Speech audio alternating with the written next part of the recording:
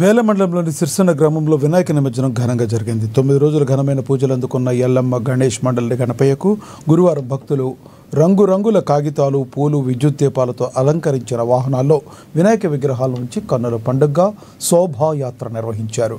దారి పొడవునా భజన, నృత్యాలు, హోరుతో వైభవంగా సాగిన వినాయక నిమజ్జనంలో అడుగడుగునా గణపయ్యకు భక్తులు నీరాజనం పలికారు. గణపతి పప్ప మోరియా, ఆదాలడ్డు, కాళియా అంటూ భక్తులు నినాదాలు మిన్నంటాయి. ప్రత్యేక భజన నడుమ విఘ్నేశ్వరుడిని వాగులో నిమజ్జనం చేసి పోయిరా గణపయ్య పోయిరా అంటూ గంగమ్మ ఒడికి చేర్చారు. అనంతరం మహాన్నదానం చేశారు. ప్రతి సంవత్సరంలాగే ఈ సంవత్సరం కూడా ఎలాంటి డీజేలు పెట్టకుండా భక్తి మార్గంలో సంస్కృతి సంప్రదాయం ప్రకారం భజన చేస్తూ నిమజ్జనం చేశామన్నారు. ప్రతి ఒక్కరూ ఇలాంటి సంస్కృతిని అలవరుచుకోవాలని సూచించారు. ఆ గణపతి యొక్క ఆశీస్సులు ఎల్లప్పుడూ ఉండాలని కోరారు. బేల మండలంలోని మా సిరిసన్న గ్రామంలో వినాయక నవరాత్రులు ఉత్సవంలో భాగంగా ఈరోజు నిమజ్జనానికి బయలుదేరినాము.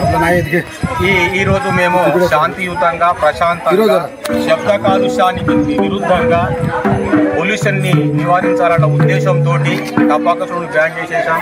అదేవిధంగా బ్యాండ్ మేళాలు కాకుండా డీజేలు పెట్టకుండా, ఈరోజు డీజేలు పెడితే ఈరోజు నృత్యం చేస్తూ ఎందరో మంది గుండెపోటుతో మరణిస్తున్నారు.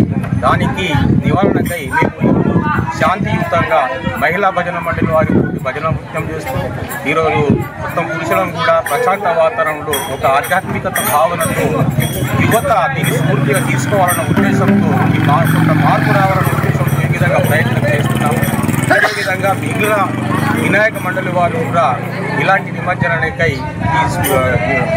నిర్వహించాలని కోరుతూ మరొకసారి మనందరికీ వినాయక చవితి శుభాకాంక్షలు.